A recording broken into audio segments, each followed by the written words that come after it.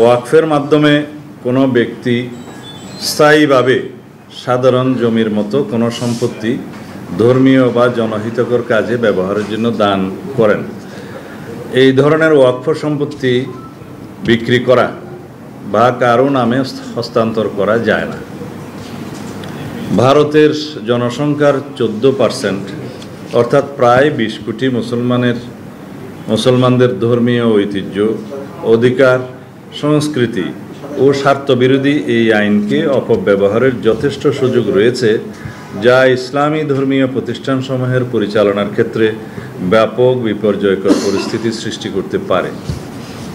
ভারতে ওয়াকফ বোর্ডগুলোর অধীনে প্রায় 10 লক্ষ একর সম্পত্তির মধ্যে অধিকাংশই ব্যবহৃত হয় মসজিদ, মাদ্রাসা, কবরস্থান ও এতিমখানার মতো জনকল্যাণমূলক কাজে।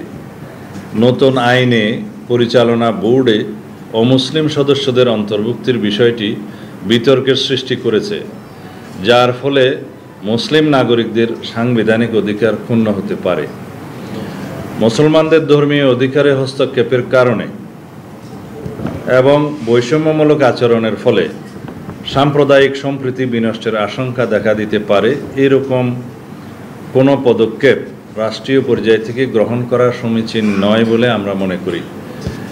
ভারতে অন্যান্য ধর্মাবলম্বীদের এই জাতীয় বোর্ডে অথবা কোনো আইনি সংগঠনে ভিন্ন ধর্মাবলম্বীদের কোনো অন্তর্ভুক্তি দেখা যায় না। সেক্ষেত্রে এই আইনটি একটি বৈষম্যমূলক আইন হিসেবে বিবেচিত হবে।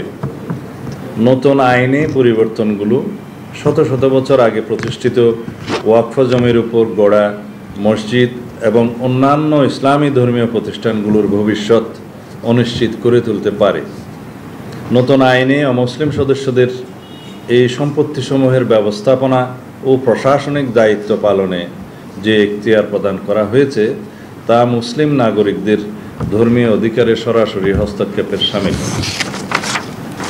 প্রিয় সাংবাদিক ভাই ও বোনেরা, অল ইন্ডিয়া মুসলিম পার্সোনাল ল বোর্ডের মতো সংগঠনগুলোর মতে এই আইন ইসলামী ওয়াকফ ব্যবস্থার মূল চেতনার পরিপন্থী। তাদের মতে ওয়াকফ বোর্ডের পরিচালনা মুসলমানদের দ্বারাই হওয়া উচিত।